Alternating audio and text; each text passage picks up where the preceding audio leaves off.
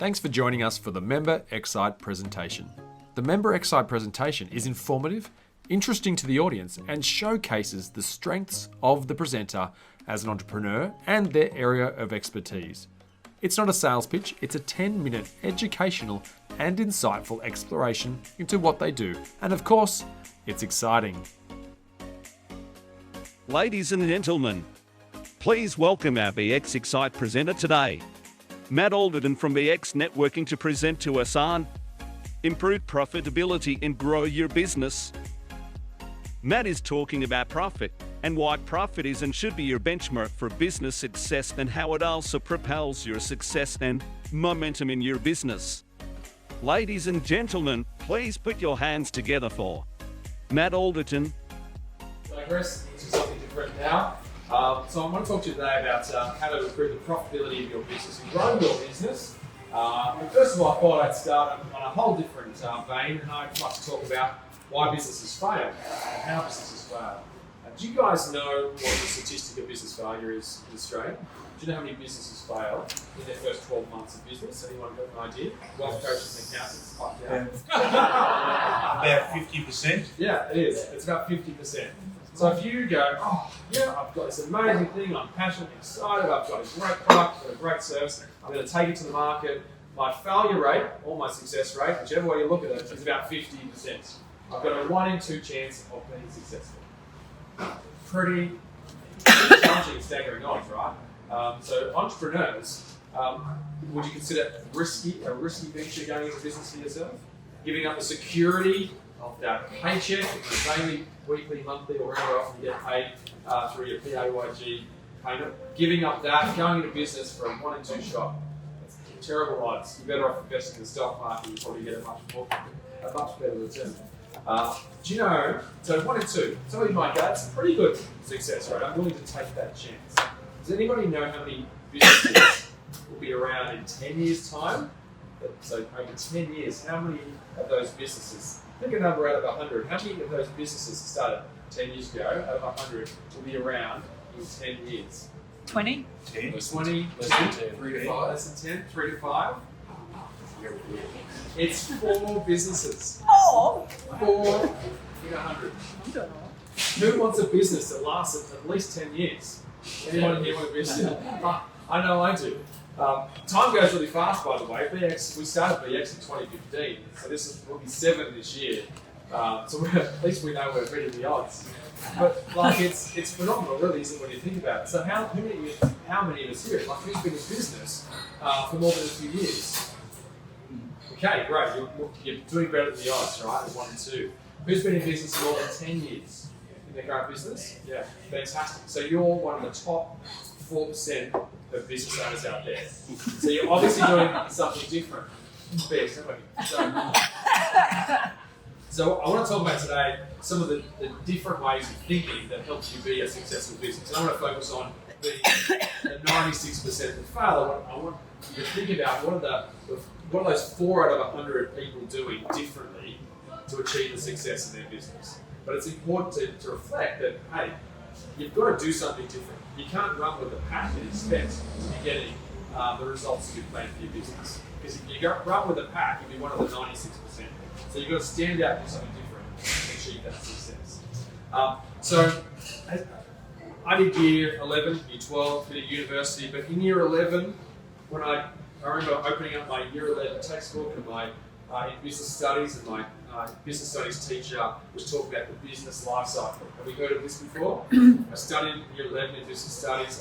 I saw the same chart in university, and they showed this graph where the life cycle went like this. Can you all picture that? We've seen it because it's everywhere. And this is the business life cycle. So we have like this, this growth stage, a maturity stage, a decline stage. I'm like, that's why 96% of businesses fail. Because it's actually, we've created a mentality around businesses. Yes, I'm going to do really well until I don't anymore, and then I'm going to close the business. So what's that about? Why are we teaching people to run a business that declines? And I've seen some other graphs that say, well, yes, that's correct, but then it does this. over time. So you might have growth stages, decline stages, growth stages, and decline stages. And I think, well, that's better, at least that, you know, if I have some bad times, I'm going to have some good times as well. I thought, it's still BS, because we're teaching people to what? Work their guts out forever until they get to 10 years and then they just give up. And that's typically what happens. So I did some research on why the 96% are leaving their businesses. And the reasons businesses leave at that end there is not typically because they've run out of money. They're either worn out, actually it's three things: debt, retired, or broke is actually the three things. So one, they die somewhere in that 10 years. That happens a lot in business because we work so hard, we have incredible stress levels, we're taking risks all the time. And the average age of the typical business owner is in that 40s to 50s. So we're having like heart attacks and things like that. So there's a number of us that are not even making it through because we're kicking the bucket. Hopefully none of us hit that category. There's a whole bunch of other people as well that just decide that, hey, I've had enough. I'm tired, I'm exhausted, I've worked hard, but I've had enough now. Who's walked down their local shopping strip mall or whatever and had a look at their delicatessen or their local restaurant? It's closed. And on the side of the window, you read the sign that says, "Dear customers, thank you so much for your patronage over the past 50 years. It's been an honour serving you all, but we've decided to retire or close the business." Have you all seen that? I just go, what have you been doing for all that time? What you've been doing is just paying yourself a wage, out of the business. You haven't been growing the business. You've probably been taking all the cash out that's actually in those retail shops probably as well. And a few of those around. But what happens is we run this business basically into the ground. We just run it for all it's worth. We milk it for all it's worth. We haven't built anything for value. And there is obviously the third one, broke, where we do run out of money, we have cash flow problems, there's lots of businesses that have faced the broke challenge over the past 2 years. And some of it is no fault of our own. Economic conditions can dictate that. But I believe there's some elements that can help you build resilience into your business so that you can ride out some of these challenges and create a business that's really successful. But the number one factor that comes down to success in business is about the value that you create within your business. So the value proposition is super, uber important. Actually, I said to my team member, my 22-year-old team the other day, I said, uber important, and he goes, what's Uber? I'm like, aren't you guys the Uber generation? So I don't know. I don't know which generation I was moving to. So super important. We have to create value in the business. So there are 7 elements that create value in your business. I can talk for about 90 minutes on those 7. I'm just going to list them out for you today and give you a sense on each of them. But it's really important to understand that if you tap into each of these 7 elements, you'll generate exponential value in your business. And that means when you get to the 10 years, 20 years, 50 years, you haven't got a business that you walk away from. You've got a business you can sell. And the most amount of money I've ever made in business is at the tail end selling the businesses. Not running them, it's selling them. Because if you create value in your businesses, then you've got something that you can sell. I was interested in having a conversation earlier. We're talking about what is it that, what success is, where wealth, what wealth creates. And the one thing wealth creates in your business and value in your business is choices. If you're building a business with value, you've got a business that you can decide what to do with. You keep, taking the profit, paying yourself a wage, and employing people to run it, or you can step away from it and you can then sell it for a great value. And as I said before, the most money I've ever made in my business has always been the tail end in the selling of the businesses because I focused on building value into them over a period of time. It's really interesting. So let me quickly touch on these 7 points. I think we're running away anyway today, so I might take a few extra minutes to go through these ones today. But to build value into your business and to run a business, and really, there's a couple of glass ceilings in business, I think. One is $100,000, the other one is $1 million. I think the businesses, whether it's getting $100 grand a year or $100 grand a month is hard to kind of tip over that tipping point. But often it's a mindset thing. So a few of these principles will help you do that. And then really, if you engage these 7 principles, you'll be able to generate easily a 7-figure business. Now it could be 7 figures a month or 7 figures a year. It's up to you as well. I know what I'm aiming for now, the next step, and that's what we should all be aiming for. Because the more income you make, will generally generate more value in the business, but it all comes down to one other thing, which we'll talk about in just a second. So the first, and that's right now. So the first thing that we should all be focused on in our business, what's the first number, the first thing, number one in creating value in our business? What should we be focused on first? Profit. Let me just tell cash you, flow. profit doesn't determine cash in the bank, by the way, necessarily, and vice versa. But profit is the thing we should have in our mind first when running a business. What is profit? Who knows what profit is? Yeah, so that's a great accounting term. Profit is profit. Dopamine. It's dopamine. Profit is dopamine. It's a chemical in our brain that excites us, motivates us, and moves us into action. Because the thing that most people don't do in business is take the right actions at the right time. Profit helps us, it spurs us to make great actions and take great actions. And most people in business are not taking the right actions at the right time and not taking profit in the business. We need to start with profit first. We need to know what profit we want to take out of the business. Whether it's 1%, if we're making no profit, making it 1% tomorrow, and then moving forward, increasing that. Or if we're taking 30% profit now, let's start moving the needle up and up and up. But the first thing we should think about when we're opening a business is how much profit does the business need? Because profit, when I say dopamine, profit is the motivator for being a business. It's the reward. You knew going in that you had a 1 in 2 chance of succeeding in your first 12 months. You now know that you have a 4 in 100 chance of succeeding in 10 years. That's risky. And if you're going to take risks, you need to take a reward, and the reward needs to be continual to keep you pushing through and applying the effort it takes to be successful. So profit should not be something you're afraid of talking about in business, because it's absolutely the lifeblood of your business. It's a thing that keeps you motivated, makes you swing your legs out of bed in the morning and hit the ground running. It keeps you working late at night doing the things that need to happen. Because the things that need to happen are those actions. And most people, I reckon, fail because they're doing the wrong stuff at the wrong time, not focusing on the right actions at the right time. And a lot of us are, that's really inaction. So not doing stuff is inaction. Not doing the right stuff is still inaction. Focusing on the right stuff at the right time makes you successful. Most people don't do enough of that. And the motivator often comes from the profit because it spurs you in the right direction. If you're making profit, usually you're doing a lot of the right stuff. So it works very nicely together. It's a great balance. So profit first. Really quickly on the profit first, because it's super important. Profit is often looked at last in a business, but we need to think of it now and think of it first. Often, we talked about the accounting equation before, didn't we? We said income minus expenses equals profit. If we think of our expenses first, we'll have no profit with that. We need to put our profit up first. So we take our income, we take our profit out, and then we have money to pay our expenses. That's our bank balance. Usually for those people, they spend out of that bank balance. But if you take the important stuff out first, you'll be left with what you can spend. And so profit's the first thing you should take out. You should also take out things like taxes and wages out of your income, put them aside, so that you can focus on what's important. In the business, you can only use the balance of your bank account to pay your expenses. You've got a bit of a budget in place. Most people, they spend everything they've got, and then they go, oh man, how am I going to pay wages? How am I going to pay my tax? How am I going to do this? How am I going to do that? And that's when cash flow is impacted.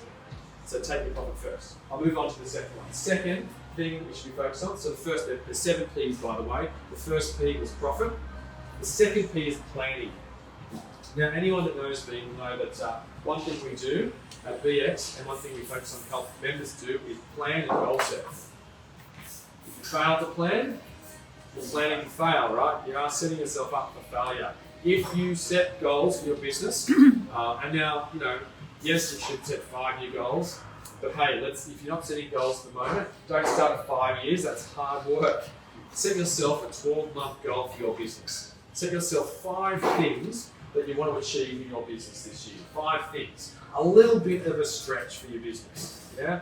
If you haven't really done some goal setting before, go onto YouTube and search for SMART goals and watch a couple of YouTube videos on how to set SMART goals. Specific, measurable, attainable, realistic, time-bound goals, and it'll help you set your goals. Set 5 goals for the year. spend about half a day working on these goals, yeah? And then, once you've done that, you're going to set your quarterly goals. So you're going to take those 5 goals and think, how am I going to make sure in 4 stages, like 4 quarters, how am I going to take myself towards those goals? Yeah, so your quarterly goals should be taking you towards that. Because if you go straight to monthly, a month goes so quick, whereas if you break it down in quarterlies, it's like doing your big rocks first, and then moving to your smaller rocks next, your smaller and smaller and smaller. So you've got to start your big rocks first. Go to your quarterly goals, break them down a little bit into smaller bite-sized pieces, and then you do your monthly goals. So at first you're doing your annual, then you're doing your quarterly, and then you're doing your monthly. And then at the beginning of every week, spend about 20 minutes planning your week. Pick 3 things, 3 must-achieve things to do this week. This is about focusing on the right stuff at the right time. Yeah, action doesn't necessarily create results. You've got to have the right actions at the right time. So if you're focused on a weekly basis on the 3 key things that are going to take you through and make you successful, then you're going to have a good week. Yeah, and then spend about 5 minutes a day just about what the top 3 things that you need to do today that are going to help you achieve those weekly goals. I guarantee you, if you do that every day, every week, every month, every quarter, and across a year, you'll be in those top 4 of businesses. I guarantee it. Because I know, when speaking to people, that only about 4 in 100 people take the time to plan and set goals. It's actually a smaller number than that. Yeah. If you do that, that will set you out for ahead of the pack. Okay, so the next P is your processes in the business. It's so important to set processes in your business. So everything that is repeated, anything that's done more than once, you've got to have great systems. You've got to document them, and so that you can grow your business. Because the one thing when you're going for, if you're trying to break that 7-figure glass ceiling, you can't do it alone. Yeah. So you've got to have some great systems and processes that you've built into your business that you can then delegate to other people for these processes as well. Have them documented, have them stored somewhere like a Google site, and you can therefore have your team start to take on some of this as well. Which leads me to the next P, which is people. Now, I always say people are the make or break in your business. Anyone actually employed people before will all know that they are the make or break. Yeah, you've got to have the right people. Jim Collins talks about having the right people on the bus in the right seats. It's so important. If you've got the wrong people on the bus, you just got to make the decisions to move those people on. It's better for you. It's also better for them. But having the right people on the right bus, on your bus, and in the right seats makes a difference. Having great people is the only way you can break a 7-figure glass ceiling. It's the only way. Because you can't do it alone. Trust me. Try, and it's bloody hard, and you're not going to be able to do it. The next one is performance.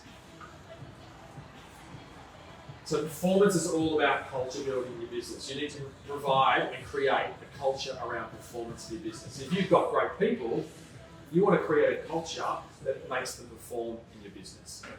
Quick story, I did some consulting work with a large, probably 8-9-figure business in Australia who was part of a global business, and I did some consulting work with them, and they were an amazing business doing amazing stuff, and their culture, they basically adapted what was in the US and brought it to Australia within their office environment. And what they were doing is they had foosball tables, ping pong tables, they had yoga at morning tea, yoga at afternoon tea, and all this stuff. It was like the best place to work, right?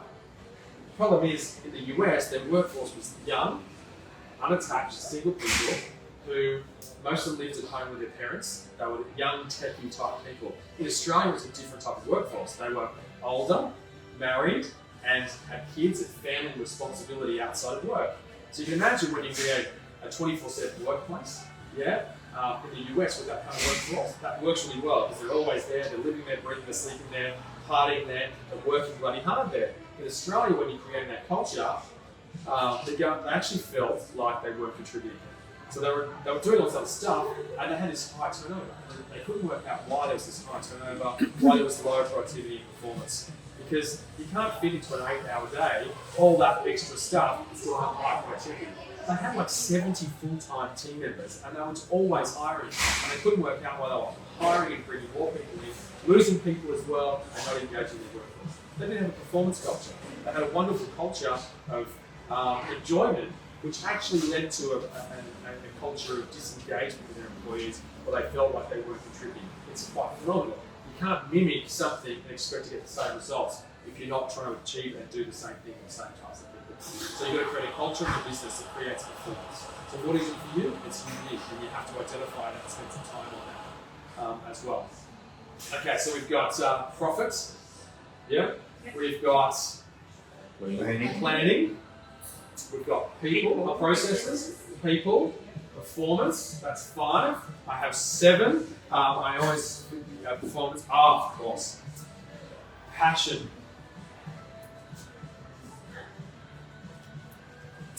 Passion is what helps you motivate, inspire, create a tribe, get yourself out of bed in the morning if it's a really bad day. Passion is such a key driver of any success of any business owner has. If you don't have passion for what you do, it's time to move on. You know, I think it's Steve Covey, one of those green authors, I'm pretty sure it's Steve Covey, with the Venn diagram. He says you've got to be the best at it in the world. You've got to, it's got to drive your economic engine, so it needs to make money. You've got to be passionate about it, you've got to be deeply passionate about it. Because if you're not deeply passionate about it, you will not enjoy doing it. You will not drive a successful business. Yeah, it's got to make money, of course. Yeah, it's got to be a business that makes money. But you've got to be good at it. Because if you're not good at it, or the best in the world, the best in your area or your niche, then you're not going to be creating that groundswell towards you. But if you're not engaged in it, you're not passionate about it, you're definitely not going to be achieving the success that you want. You're not going to break through that ceiling. Is that 6 or 7? Planning, profit. One more. Promotions is my last P. You can't have a successful business if you're not marketing it. So if you want to have a 7-figure business, you've got to have great marketing in your business. There's 4 elements in your marketing that you need to engage in. I'm not going to talk about them, I'm just going to list them for you. You'll know what most of them are. One of them is old school. This is first and foremost. Don't forget the old school stuff. The old school is such a key component. And a lot of us have lost touch with the old school over the last couple of years because we've been disconnected from people. But being and talking to people is such a key component. So think about this as hitting the footpath, wearing out the shoe leather, picking up the phone, cold calling, lots of stuff. That has enormous value in your business. So don't underestimate it. And when you're growing your business, you start building those into your BDMs and your team. Don't let them all convince you that Facebook or Google's the only way to go. Yeah, old school's number 1. Number 2 is your online strategy. Now let me just remind everybody, your online strategy, the goal of your online strategy is to get a lead, a name, an email address, a phone number from somebody online. That's the goal of online. Too many people sell on Facebook these days. It's not a marketplace. Well, it has its own little marketplace, but it's not for business. It's not a place where you sell, it's a place where you engage. Bring people to your website or landing page, get their name, their details, their contacts, so you can then engage and work them through the funnel. Yeah. Some of us have a long funnel of years. Some of us have a short funnel. Your business would have a shorter funnel. It's more of an instant kind of transaction where they move very quickly through the process. But it's all a funnel. Then you have your networking strategy, which is your partnerships. Yeah. So creating referral partnerships, coming to networking groups, whether it's chambers of commerce or whether it's structured networking like we're doing now. The networking strategy, building referral partnerships is your goal out of your networking strategy. The 4th one is publicity and PR. Don't underestimate the power of an award win. Yeah, these guys are here today. You're not going to forget that they were here today. When someone thinks solar, who are you going to think of, right? There were 600 people watching them win that award the other night. Who are they going to think of? Yeah, all their marketing material now has that logo. Yeah, don't underestimate the power of an award win. Get on a podcast. Who's been on a podcast? Get on a podcast. Man, what I love about a podcast is that the person who runs the podcast wants to look good. And how they look good is by making you look good. So they're going to position you beautifully, and they're not going to stick you in front of an audience that's not interested in what you do. So they're putting you in front of your ideal target audience. They're going to make you look good, and that could be hundreds, thousands, tens of thousands, hundreds of thousands of people. And don't underestimate the power of it. So last year, Dale Beaumont, who is a good friend of BX, a partner of BX, said, I know a guy who's we're doing some collaboration with, talking about BX, he wants you to do his podcast. And he's like, whenever he wants you to do it, just drop everything and do it. So I went on it. And he went on the podcast. I didn't know much about it, so I quickly this is things and stuff like that. Phenomenal. He gets 20,000 people listening to every episode. Yeah. So immediately with our phone and email support desk had an influx over weeks of people watching the show. Don't underestimate the power of a podcast getting in front of your ideal audience.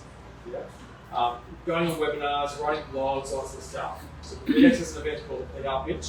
Jump on the PR pitch what you're great at, and we have a whole bunch of agencies, journos, podcasters, all tuning in, looking for talent all the time. You know, those people producing that those content platforms, they're looking for talent all the time. Yeah. And so put yourself in the PR pitch and do that. Anyway, that's my 7 P's. Focus on profit first, and